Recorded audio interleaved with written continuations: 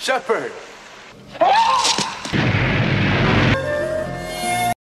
Welcome dear रॉकर्ट्स। आज की movie का नाम है आइसमैन। मूवी की शुरुआत में दिखाते हैं कि आर्कटिक रीजन को एक्सप्लोर करते हुए साइंटिस्ट्स को बर्फ में जमा हुआ एक अजीब क्रिएचर दिखता है। वे बड़े ध्यान से बर्फ को कट करते हैं और एक बड़े आइस ब्लॉक के साथ उस क्रिएचर को एक रिसर्च लैब में लेके जाते हैं। वे पता लगाते हैं कि ये क्रिएचर 40,000 साल पहले फ्रीज हुआ था। फिर वे तुरंत अपने सुपीरियर्स को फैक्स करते हैं कि हमें जो क्रिएचर मिला है वो आर्कियोलॉजिकल और एंथ्रोपोलॉजिकल स्टडीज में एक टर्निंग पॉइंट होगा। आप तुरंत आर्कटिक रीजन में ड्रिलिंग को रुकवा दीजिए और एक स्पेशलिस्ट को यहाँ भेज दीजिए। अब इस क्रिएचर की जांच करने के लिए डॉक्टर स्टैनली शेफर्ड को भेजा जाता है, जो एक एंथ्रोपोलॉजिस्ट हैं और फिलहाल आर्कटिक रीजन के एस्किमोस के इतिहास, संस्कृति और परंपरा पर रिसर्च कर रहा है। स्टैनली अपनी मीटिंग्स के लिए हमेशा लेट पहुंचता है, इसीलिए उसके कलीग्स उसको चिढ़ाते हैं और उसके काम को सीरियसली नहीं लेते। अब लैब में scientist doctor Diana Brady Stanley को बताती है कि ये एक प्रीहिस्टोरिक क्रिएचर है। पहले तो उन्हें लगा कि ये भालू या कोई पुरातन जानवर होगा। कुछ समय पहले रशियन साइंटिस्ट को भी इस एरिया में एक मैमोथ मिला था और उसके सेल्स बिल्कुल एक्टिव थे। इस क्रिएचर पर रिसर्च करने के लिए वे लेजर से बर्फ को काटते हैं। धीरे धीरे उन्हें पता चलता है कि ये कोई जानवर नहीं बल्कि नियांडरथॉल केवमैन है। अब स्टैनली उसे ऑब्जर्व करता है और साइंटिस्ट को एक्सप्लेन करता है कि ये एक शिकारी है जो लगभग 20,000 से 40,000 साल पहले यहाँ रहता था। स्टैनली उसकी और जांच करना चाहता है, लेकिन डियाना और बाकी साइंटिस्ट केवमैन के शरीर के टुकड़े करके दुनिया के बेस्ट रिसर्च सेंटर्स में भेजना चाहते हैं ताकि हर जगह इसकी रिसर्च हो सके। स्टैनली को लगता है कि उस जगह पर उन्हें और भी कई नेanderthal इंसानों के शरीर मिल सकते हैं, लेकिन उसके आइडिया को उसके सुपीरियर्स नहीं मानते क्योंकि इसके लिए कई 100 मीलों की खुदाई करनी पड़ेगी। अब लैब में साइंटिस्ट उस केवमैन का टिश्यू सैंपल लेने की तैयारी कर रहे होते हैं। वे उसे ब्लड ट्रांसफ्यूजन देते हैं और उसके ब्रेन एक्टिविटी को मॉनिटर करने के लिए उसके सर पर इलेक्ट्रोड्स कनेक्ट करते हैं। अब टेस्ट के दौरान उन्हें पता चलता है कि उसके शरीर के सभी सेल्स एकदम परफेक्ट कंडीशन में हैं। डियाना को लगता है कि उसके शरीर में कुछ ऐसे क्रायो प्रोटेक्टेंट हो सकते हैं जिसने बर्फ के बीच में उसके शरीर को बचा कर रखा हो, और तभी उसकी ब्रेन में कुछ वेव्स नजर आती हैं, यानी उसका ब्रेन काम करने लगा है। सभी चौंक जाते हैं और उसे कैल्शियम और एंडोलिन देने लग जाते हैं। सब बहुत एक्साइटेड होते हैं कि शायद वे इसको जिंदा कर सकते हैं। फिर जब उसे वो इलेक्ट्रिक शॉक देते हैं तो उसकी हार्ट बीट भी शुरू हो जाती है। ये सब देखकर साइंटिस्ट तो एकदम फ्रीज ही हो जाते हैं। उनकी ये खोज दुनिया को हिला देने वाली है। दोस्तों, यहाँ से हम इस नेanderthal मैन को आइसमैन कहेंगे, ओके?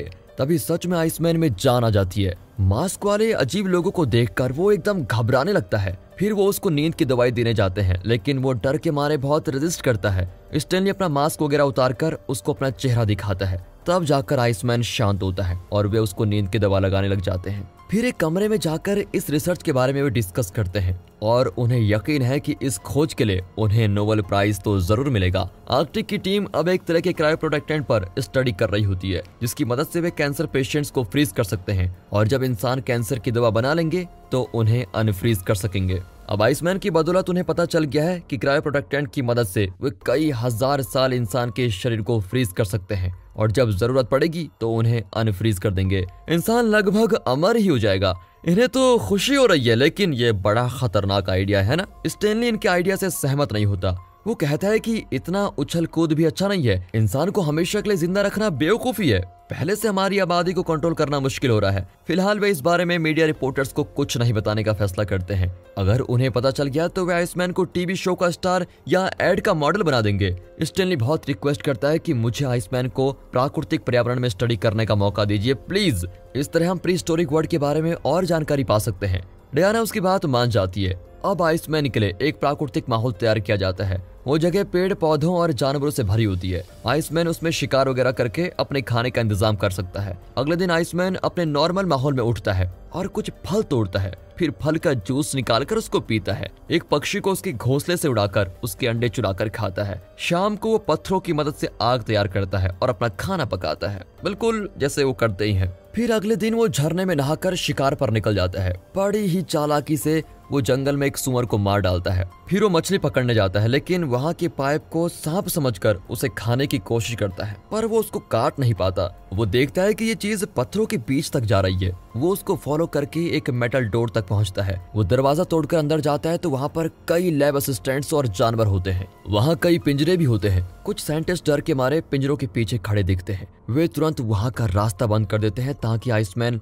लैब के अंदर न घुसे। अब आइसमैन चिढ़ जाता है और चिल्लाकर दीवार पर पंच करता है और उसको तोड़ने की कोशिश भी करता है। एक साइंटिस्ट उस पर ट्रैंकुलाइजर शूट करता है और वो बेहोश हो जाता है। फिर वे आइसमैन को ऑपरेटिंग रूम में लेके जाते हैं और सैंपल निकालने की कोशिश करते हैं। स्टैनली उन्हें समझाता है कि आइसमैन को ह्यूमन की तरह ट्रीट करें, ना कि लैब के चूहे की तरह कि जब चाहा उठाकर टेस्ट कर लिया। नेंडरथल मैन ही सही, वो भी ह्यूमन और उसको आजाद रहने का हक है। इतना ही नहीं, आपने मुझे आइसमैन को स्टडी करने के लिए 2 हफ्तों का वक्त दिया है। 2 हफ्ते पूरे नहीं हुए हैं, इसलिए उसे मेरे हवाले कर दो। इस पर डियाना कहती है कि अब वो बेहोश हो गया है तो हमें सैंपल लेने दो, बाद में आप उसको लेके जाइए। शाम को स्टैनली डायना को एक वीडियो दिखाता है जिसमें दुनिया भर के ट्राइब्स के बारे में बताया जाता है। उसमें उनके शरीर की अपार शक्तियों के बारे में पता चलता है। उनका स्किन आग को रजिस्ट कर पाता है और उनके शरीर इतनी आसानी से घायल नहीं होते।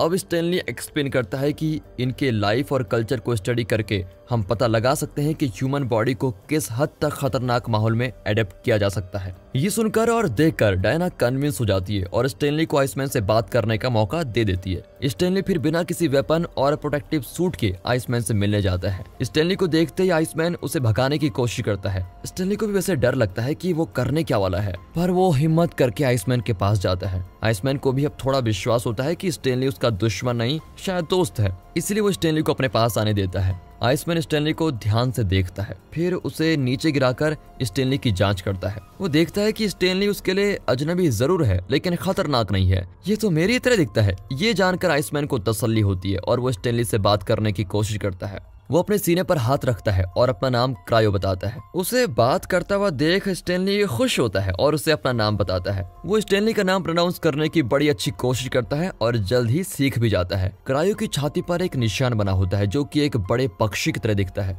क्रायो वैसे कई आवाजें निकालकर स्टैनली को कुछ बताने की कोशिश करता है, पर स्टैनली को कुछ भी समझ नहीं आता। अब बाकी साइंटिस्ट जानना चाहते हैं कि क्रायो क्या कहने की कोशिश कर रहा था। उसे समझने के लिए वे मेबेल नाम की एक प्रोफेशनल लैंग्वेज एक्सपर्ट को बुलाते हैं। अब वे स्टैनली और क्रायो की बातों को रिकॉर्ड करते हैं और मेबेल उन रिकॉर्डिंग्स को सुनती है। फिर वो अपने एक्सपीरियंस से पता लगाने की कोशिश करती है कि क्रायो अपने सेंटेंसेस कैसे फ्रेम करता है और किसी शब्द के साथ वो कैसा एक्सप्रेशन देता है। स्टैनली और क्रायो अपने आसपास की चीजों के नाम बताते हैं, जैसे पत्थर, मेंढक, स्टैनली का शर्ट पर लगा बटन वगैरह वगैरह। एक शाम स्टैनली एक लकड़ी की ताल बजाकर एक गाना गुनगुनाता है। क्रायो को उसका गाना बड़ा अच्छा लगता है और वो स्टैनली को गाना जारी रखने को कहता है। कुछ देर में वो खुद स्टैनली की ताल पकड़ लेता है और खुद भी गाने लगता है। इसी दौरान साइंटिस्ट अपने एक्सपेरिमेंट्स जारी रखते हैं। वो क्रायो को बहुत लो टेम्परेचर्स में रखकर उसके खून की क्रायो प्रोटेक्टेंट को टेस्ट करते हैं। ह्यूमंस को सदियों के लिए फ्रीज करके रखने का उनका इरादा सफल नहीं होता और इस एक्सपेरिमेंट के दौरान क्रायो मरते मरते बचता है। अगले सीन में क्रायो अपने प्राकृतिक माहौल में होता है और स्टैनली पर चिल्लाता है कि तुम्हारे लोग मुझ पर जुल्म कर रहे हैं, मैं ये सब कुछ नहीं सह सकता, तुम मुझे मार दो ताकि मैं आजाद हो जाऊं। पर स्टैनली इनकार कर देता है। फिर वो डायना से मिलता है और बताता है कि तुम क्रायो से कम्युनिकेट करने की कोशिश करो। एक औरत से मिलकर उसके अंदर के और भी कई क्वालिटीज बाहर आएंगी। प्री हिस्टोरिक ह्यूमंस को समझने में यह हमारी मदद कर सकता है। पहले तो डायना इनकार कर देती है, लेकिन स्टैनली के समझाने पर वो क्रायो से मिलने को तैयार हो जाती है। अब क्रायो डायना के करीब आकर देखता है और उसे सूंघकर उसके बारे में जानने की कोशिश करता है। डायना वैसे डरी हुई है, लेकिन क्रायो उसको एक भौरा गिफ्ट करता है और उसके साथ इंटीमेट होने की कोशिश करता है। तभी स्टैनली उसको रोककर बताता है कि ये मेरी गर्लफ्रेंड है, तुम इसे छू नहीं सकते। इस पर क्रायो गुफा के अंदर भागता है और एक चमकीली चीज लेके आता है। उस दिन मछली पकड़ते वक्त उसने पाइप का एक भाग काट कर निकाल लिया था। वो कहता है कि तुम ये चीज रख लो और मुझे ये औरत दे दो, लेकिन स्टैनली साफ इनकार कर देता है और दोनों वहां से चले जाते हैं। अगली बार जब एक क्रायो से मिलने जाते हैं तो क्रायो बहुत ही अच्छे मूड में होता है और उन्हें कई बातें बताता है। उस जमीन पर एक औरत और 2 बच्चों के रूप बनाता है और उनके बारे में अपनी भाषा में बड़े उत्साह से बताने लगता है। स्टैनली और डायना समझ जाते हैं कि वो अपने परिवार के बारे में बात कर रहा है और पूछ रहा है कि वे कहाँ गए। और तभी उस आर्टिफिशियल जंगल के ऊपर एक हेलीकॉप्टर उड़ने लगता है। उसको देखकर तो क्रायो बड़े जोश के साथ आर्टिफिशियल पत्थरों के ऊपर चढ़ता है और उस अजीब दिखने वाले पक्षी को पकड़ने की कोशिश करता है। पर साइंटिस्ट तभी हेलीकॉप्टर को वहां से जाने का ऑर्डर देते हैं ताकि क्रायो डिस्टर्ब न हो जाए। अब स्टैनली दोबारा इसकी मौत से मिलता है। वे बताते हैं कि उनके पुराणों में एक पक्षी का जिक्र किया गया है जो भगवान का मैसेंजर था। वे उस पौराणिक पक्षी का नाम बताते हैं तो स्टैनली रियलाइज करता है कि क्रायो हेलीकॉप्टर को इसी नाम से पुकार रहा था। इसकी मौत बताते हैं कि उनके पुराण के अनुसार एक बड़ा पक्षी इंसान को स्वर्ग लेके जाता है जहाँ उसे शांति और अपार खुशी मिलेगी, लेकिन अगर कोई इंसान पाप करता है तो वो पक्षी उसे किसी दूसरी जगह ले जाकर उसे दंड देता है। अपने समूह को नष्ट करना भी एक तरह का पाप है और उसकी सजा दी जाती है। ये सब सुनकर स्टैनली गैस करता है कि किसी जमाने में पृथ्वी पर प्राकृतिक तबाही हुई होगी और जहाँ क्रायो और उसके समूह के लोग रहा करते थे वहाँ के सारे जानवर मिट गए। तब क्रायो ने उस पक्षी से प्रार्थना की कि वो जानवरों को लौटा दे और क्रायो के समूह को भूखमरी से बचा ले। बदले में क्रायो ने वादा किया था कि वो खुद की आहुति देगा और समाधि में चला जाएगा। उस पक्षी को दिया हुआ वचन पूरा करने के लिए क्रायो गुफा में जाकर बैठ गया और वहीं फ्रीज हो गया था और 40,000 साल बर्फ के अंदर फ्रीज होकर भी वो जिंदा रहा। इसलिए जब उसने हेलीकॉप्टर को देखा तो उसे लगा कि वो दिव्य शक्ति वाला प्राकृतिक पक्षी है जो जानवरों को लौटाने आया है। अब वो अपने समूह को बचाना चाहता है। इस घटना के बाद तो क्रायो स्टैनली से भी बात करना बंद कर देता है। वो कई दिन लगातार समाधि में जाने की कोशिश करता रहता है। वो प्राकृतिक देवता के लिए चढ़ावा भी तैयार करता है। इतना ही नहीं, वो अपने शरीर पर कई पुरातन चिन्ह भी लगाता है। साइंटिस्ट उसकी मदद करना चाहते हैं लेकिन नहीं जानते कि उसे इस स्थिति से बाहर कैसे निकाले। एक बार जब स्टैनली क्रायो से मिलकर लौटता है तो क्रायो छुप कर देखता है कि वो दरवाजा कैसे खोलता है। फिर वो खुद बटन प्रेस करके दरवाजा खोल देता है और लैब में पहुंचता है। वो इस बिल्डिंग से बाहर जाने का रास्ता ढूंढने लगता है। आईने में अपना रिफ्लेक्शन देखकर वो तो डर ही जाता है और आईना तोड़ देता है। फिर वो एक कमरे में जाता है जहां जानवरों को पिंजरे में बंद करके रखा होता है। वो एकदम घबराकर बाहर भाग जाता है। वहाँ की हर चीज उसे डरावनी लगती है, जैसे फोटोकॉपियर मशीन, एलिवेटर, अजीब दिखने वाले लिक्विड्स, ग्लास फ्लास्क वगैरह। वो जरूर सोच रहा होगा कि ये लोग इतनी सारी चीजों का करते क्या होंगे। पेट भर खाना, शरीर ढकने के लिए पहनावा और रहने के लिए गुफा, क्या ये 3 चीज इन लोगों के लिए काफी नहीं है? क्रायो की बात छोड़िए, वैसे आपका क्या ख्याल है दोस्तों, कमेंट्स में बताइएगा। बेचारा क्रायो इतना डर जाता है कि रास्ते में अचानक एक साइंटिस्ट को देखकर उसके पेट में भाला घुसा देता है। साइंटिस्ट बड़ी मुश्किल से अलार्म चालू कर देता है। क्रायो किसी तरह लैब से बाहर निकल ही जाता है। उसकी खुशी का ठिकाना नहीं होता और वो बड़े चाव से बर्फ को छूता है और तभी हेलीकॉप्टर को देखकर वो उसके पास जाने की कोशिश करता है, पर हेलीकॉप्टर लैंड करते वक्त क्रायो से टकरा जाता है और क्रायो बेहोश हो जाता है। अब वो क्रायो को लैब में वापस लेके आते हैं। उन्हें तसल्ली होती है कि उसको चोट नहीं आई। अब साइंटिस्ट डिसाइड करते हैं कि इसे हक दिलाने का कोई मतलब नहीं, अब हम अपनी मर्जी से इस पर एक्सपेरिमेंट करेंगे। पर स्टैनली नहीं चाहता कि क्रायो के साथ कुछ ऐसा हो। वो अपने समूह को बचाने की कोशिश कर रहा है और हम है कि हम उसे खत्म करने पे तुले हैं। लेकिन साइंटिस्ट क्रायो की कोई मदद नहीं करना चाहते और स्टैनली को इस रिसर्च से भी बाहर कर देते हैं। अब स्टैनली दूसरे रिसर्चर से इस बारे में डिस्कस करता है। उन्हें भी लगता है कि क्रायो की जान उतनी इंपॉर्टेंट नहीं है जितनी हमारी। वे फैसला करते हैं कि वे क्रायो को यहाँ से बचाकर उसके प्राकृतिक माहौल में छोड़ देंगे। मौका पाकर स्टैनली क्रायो को छुड़ाकर बाहर लेके जाता है। फिर जब साइंटिस्ट को पता चलता है तो वे उन दोनों को ढूंढने निकलते हैं। रास्ते में हेलीकॉप्टर को देखकर क्रायो फिर से उसकी ओर दौड़ता है। स्टैनली उसे रोकने की कोशिश करता है लेकिन उनके बीच बर्फ गिरता है और वो एक दूसरे को देख नहीं पाते।